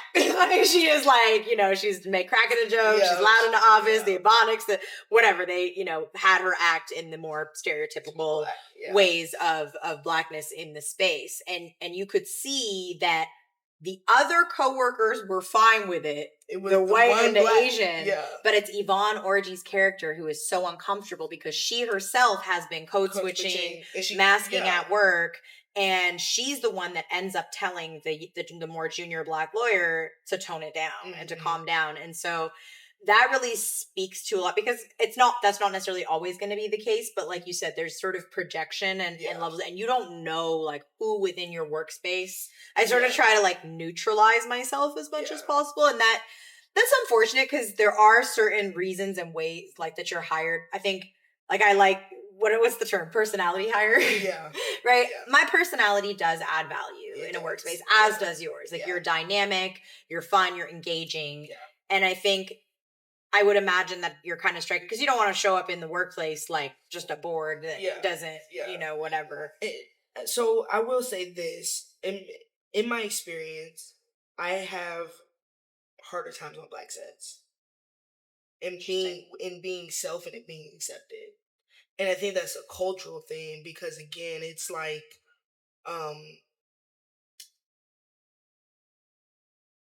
when you, like, children of immigrants, your parents come here, they're like, go to school, do it all right, become a doctor, do all the things. Check. Because of struggle or whatever it is, where they want you to go, they want you to show up in that sense. Black people are harder on black people. We expect more from ourselves. And I understand that because I just had a situation on the reverse where I brought in a mentee to a project and she showed up black. And she's Dominican, but she showed up very personable. You know, it wasn't even a race thing. She showed up very personable. I never once told her to change anything. I let her know that her actions are causing certain things. And unfortunately, she was fired. But I did explain to her is, again, if that is you and your true form, and that is like who you are, don't change it. Just be comfortable with that every space is not going to be your space. That's right. So for me, I do typically want to be in more spaces. And it's not a matter of like dociling myself, I ain't different. But again, I have had situations where for example, I had this one lady, I wanted her to be my mentor. And she publicly embarrassed me on the set. And it was pure jealousy and just insecurity. There was no situation that you know constituted public embarrassment. But she did it, and it hurt. And Black people are typically harder on Black people, again, just like immigrants are, you're harder on yourself. Yes. And it's with a good intention almost, right? Almost. Because, so I had one mentor share something with me that has, it took me weeks to really understand what was being, the gold that was being dropped on me. Okay. He looked at me and he said, Corinne, when you stop judging yourself, you will stop judging other people. Yeah. And I was kind of like, when you receive that kind of feedback, it takes a minute because what do you mean? Like, how do you know I'm judging myself? Am I judging other people? I don't think I'm a judgmental person. What's going on? Like, it was immediate, like, defense. Let me push this away kind of thing. But I sat with it and I sat with it and I sat with it and kept playing in my mind. Oh man. Yeah. I'm so afraid of what other people are thinking about me. I think everybody can see everything that's wrong with me. Mm-hmm. And so I'm almost looking for what's wrong with them in a defense to protect myself, to armor myself with what if I'm afraid that they're seeing this thing about me, then I'm obviously looking and seeing it about them. And I think with the immigrant families, like you said, or with other Black people on set or marginalized people or other women, it's like they're judging you because they're afraid of what other people are seeing of them. And so if they think that they've had to dull themselves down or they, whatever it is, like in their own Blackness or in their own way that they're showing up, they're going to look at you and operate under that same assumption and want you to change your behavior. And I will also say this in caveat that another reason why a lot of times, again, it is your kinfolk that are kind of calling you out on this is because the other people don't even pay attention to you. The white people don't pay attention to you that much. Like, they don't even see you. They don't even think you're right. And it's real. It honestly is real because I had a situation. I was in college and I used to hang out with what I called the white boys down the hall. Now this dorm was 2 white boys, an Indian and a Jamaican, but they was all the white boys down the hall. And we were high as hell one night. And we were talking, and they said something to me along the same topic of, like, being seen in spaces. And I said to them, I said, okay, I'm going to ask you this question. You walk in the room, you see a Black woman, you see a white woman. Both of them are 5. Who are you going to talk to? Yeah, I'll say the white woman. I said, okay, cool. I said, you walk in the same room, you see a Black woman, you see a white woman. The white woman is a 5, the Black woman is a 10. Who are you going to talk to? They all said the white woman. Wow. And the truth is, because again, like Malcolm X said, the most disrespected person in America is the Black woman. The most neglected person in America is the Black woman. He didn't say this, but the most unseen person in America is the Black woman. So underestimated, unseen. When I step into a room, most people don't see me. And have you figured out how to use that to your advantage? Yes, absolutely. Yeah. That's why I end up in a lot more rooms. Because I do know how to, like, I could just be back here and you don't have to see me because I don't need to be seen. It's funny, like, race aside, I have always had a problem with people who come into workspaces like, I'm about to revolutionize. And it doesn't matter at what stage or how far they've gone in their career because it always reads as insecure. Yeah. If you need to be recognized and seen right away as like the person that knows everything, the person that's going to make the big changes. We had one client in my agency and she had started a role in like a high level position, like a VP marketing type of vibe. And even those people, even though they're at a senior level, usually, you come in, you have the onboarding call with the agency people explain to you what's been going on, whatever. But right away, first meeting, she was like, well, we're just going to revolutionize this whole brand. She was so loud. And I was like, ma'am, you have some things to learn first. Like, just go to the back for a minute. Yeah, just for a second. You can come rise, show us, like obviously you're here for a reason. You're the VP, but you're not the VP yet in that way. Cause you gotta build trust. You gotta build credibility. Yeah. And And I think that's honestly race agnostic, but even more important. Yeah. As a woman and as a black woman. Because I'm about to say, I know for you. You can't just come in there guns When guns you walk into these male-dominated spaces, they don't see you at first. You sit at the table, you the one... As an object, maybe. Right. You the one there to give the presentation, and they don't even see that you up there ready to give the presentation. Right. So, you use... Kanye West said, most people look at my mental health as... and he said, I don't have a mental health issue. I'm like a superpower. Now, we all know Kanye's probably not the best example. Right.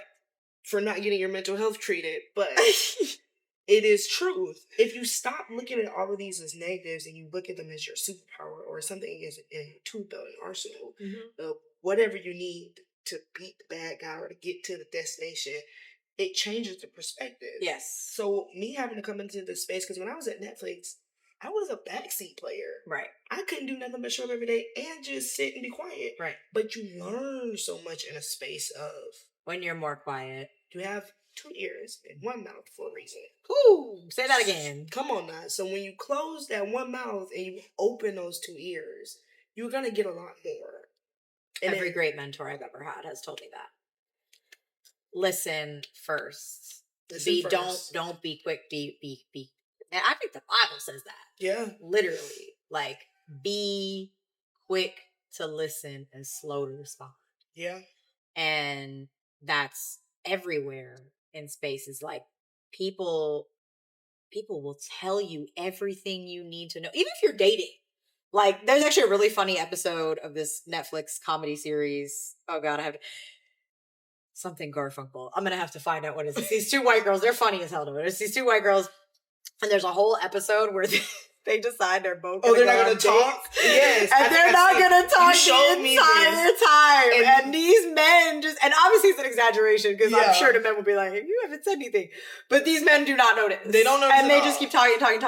But what I found, even in my romantic relationships, my friendships, because I'm quick to talk. I'm a talk show host. I love to talk. Yeah. This is a practice though as well. In like, I can lead the questions, I can talk in a way, but I'm trying to allow for your answers to give me the next question because you are telling me your story. Yeah. When I was building romantic relationships and all that stuff, I found in my earlier dating years, I would talk so much about myself because I'm so impressive and I've done all these things and da-da-da. But in doing that, I would also be basically telling the man who I want them to be. Yeah. And I don't care what you got to show up as. Right. I'm telling them these things. I'm like, oh yeah, I'm looking for this and that and that and the third.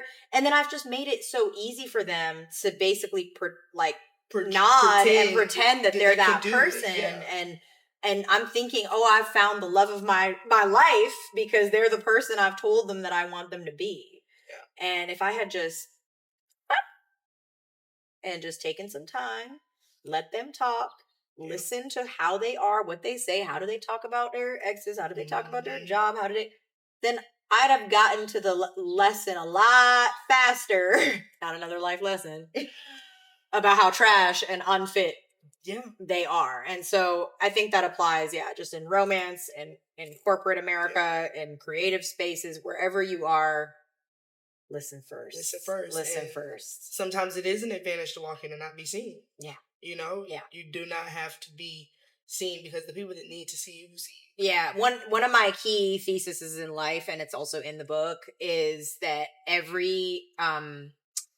everybody's walking around with a literal double-edged sword, and that everybody's greatest strength can also be their greatest weakness, and depends how the sword is flipped, and also depends who's on the other side of the sword. And you need to learn how to hold the sword equally firm and navigate it when it's weighing in too extreme in either way, because too much strength on one side with the wrong person on the other end of the sword, too much weakness on one side with the right person on the end of the sword, and vice versa, it really can, it's a losing battle. It's a losing battle regardless. So the only way to win the battle is to know what that strength, how it looks, how it presents as a strength, how it presents as a weakness, and know when you're using each one and with whom and how to navigate that space. So with that said, if we had to equip you with your double-edged sword, what do you think is both your biggest strength and your greatest weakness, depending on the room you're in or who you're talking to. It's my strength. Like I said earlier, that is the quality that I have masked as a personality trait. Right. And it has become a blessing and a curse. I am so strong. I can get through anything. I've seen it. I can get through anything. And it is a blessing to be able to persevere.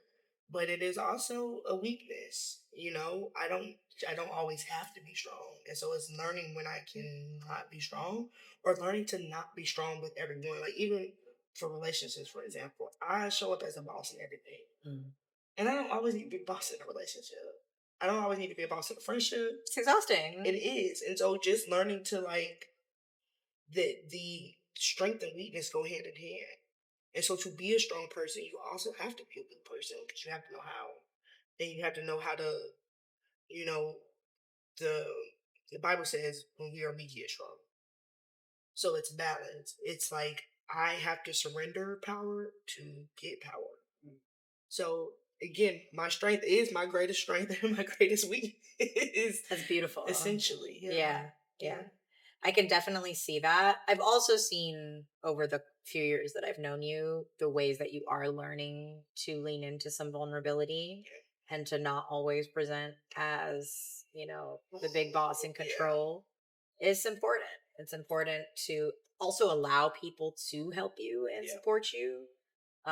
You are a great support system. You are amazing. I've called you in, so many times of crisis, but yeah, just seeing you kind of allow to be treated in that way as well and to be helped is and everybody needs it. The ebb and the flow. The ebb and the flow. You know, it's balance. And I think that was one of the biggest things that I probably learned maybe in the last year or two is real balance and what that feels like. What does it look like to you or feel like? I mean, it's peace. It's controlling what I can and being okay with what I can't. Because you can't control what you can't control. But the problem is we can't find peace in what we can't control.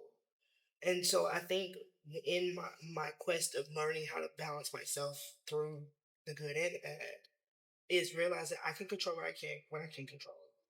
And so, for example, I had a great conversation the other day for a potential project. I was seeing off camera, and that's a win for me. Small win, but a win for me. And what I could control is me celebrating that win for myself. I cannot control if they call me back. I can't control if I get the project. I can't control if the project turned into a multi-million-dollar movie deal. I can't control that. That was a small win for me advocating for myself for that project. And so finding the balance in that, because normally I would get that major call and one, I'm not going to celebrate it because that's not the big win that we want. But I can't control if I get that big win. And so now I'm going to spend all this time spiraling and obsessing about getting to the big win when I could have just celebrated the win. And it goes back to the first lesson you were talking about, right? Like that every experience that you have, especially when you're working towards something, adds value. So like even if the buck stops there and you just have that conversation, if you don't give yourself that moment to breathe to say, well, what was the value of me having that conversation? What to do? And maybe the value is only, hey, that gives me the confidence to know that I can advocate for myself and have that conversation. That's enough. But if you don't take that moment of pause, then everything will just fly right by you. And I think all the people that I've talked to, like all the very successful people that I've talked to, and successful in different ways in their own rights, but a very consistent pattern is that ability to pause and celebrate, because it's those small wins that really result in the big one in the end.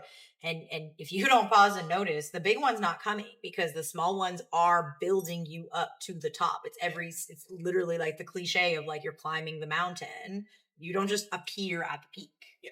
You might one day be like, oh, wow, we are at the peak. I thought we still have ways to go. Yeah. But we are at the peak because you just one foot in front of the other, one step. And you have to take those moments when you're climbing a mountain to look back and be like, holy, wow, I was all the way down there. Even if you're not at the peak yet, you're in the middle. But to give yourself the confidence to keep going to the top, you have to look back at the base. You have to say, like, I was there. Yeah. Wow, look at all that I've climbed. So that's like the big thing for me, right? In balance is, again, If it's a bad day, okay, it's a bad day. It's a bad day. What can I control about this bad day? Yeah. And what can't I control? And I gotta just be at peace that, okay, it's just a bad day. I got a ticket on my car or whatever.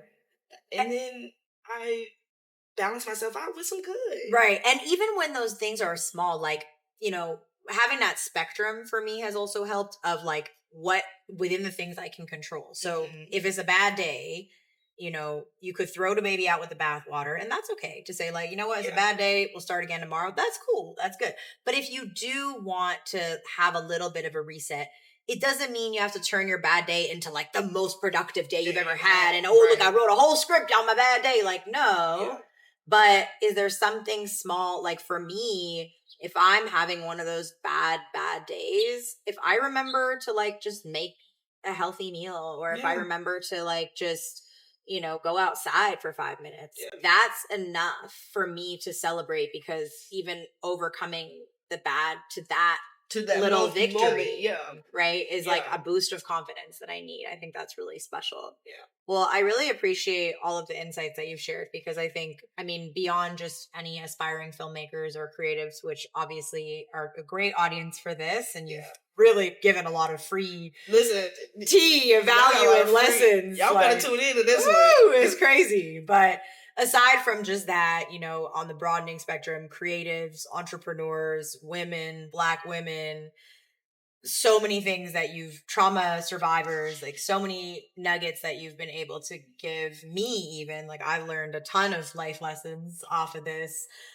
So you've definitely given a lot of value in your time and your space. You're someone I respect greatly, but I don't just respect because of the accolades. I think the accolades are amazing, and I'm super proud of you, and I'm so excited for, you know, where it's going. I know for you, these accolades are like still, you're like, I'm still at the bottom of the mountain, y'all. I'm like, what do you mean? You're on Netflix. Like, you know, hit me when I get my Oscar. Right. But with that said, it's really not about the accolades. It's about how every single time I have seen you take every obstacle head on with that full body armor on, and get back up and keep creating and keep making and keeping your conviction of your mission, of your creativity, and allowing, like you said, every single setback, every single victory to be a moment worth reflecting on, worth growing from, worth celebrating. And that's what's, I mean, in the 5 years, the progression of your career has been astronomical, but also the progression of you as a person.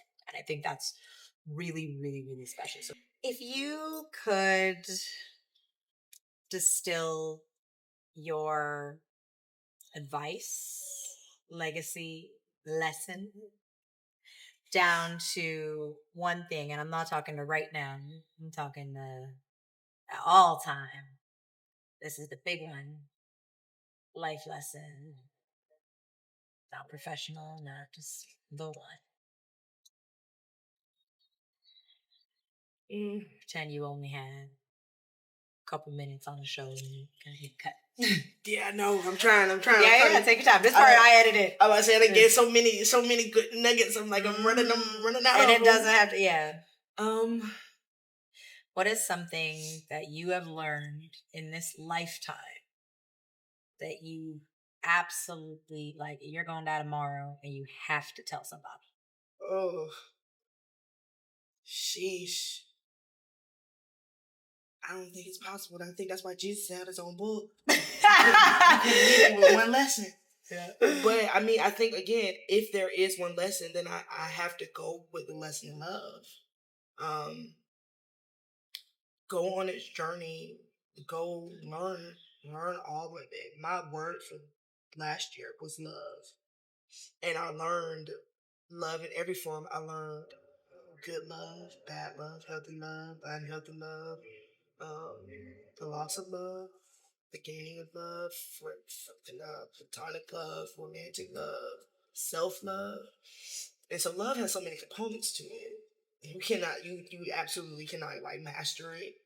So it's like learn to love and learn to be loved. And all of its facets. Learn to love creatively or whatever it is your passion of your heart. Learn to love people. Learn to love self. Learn to love the world in all of its bad.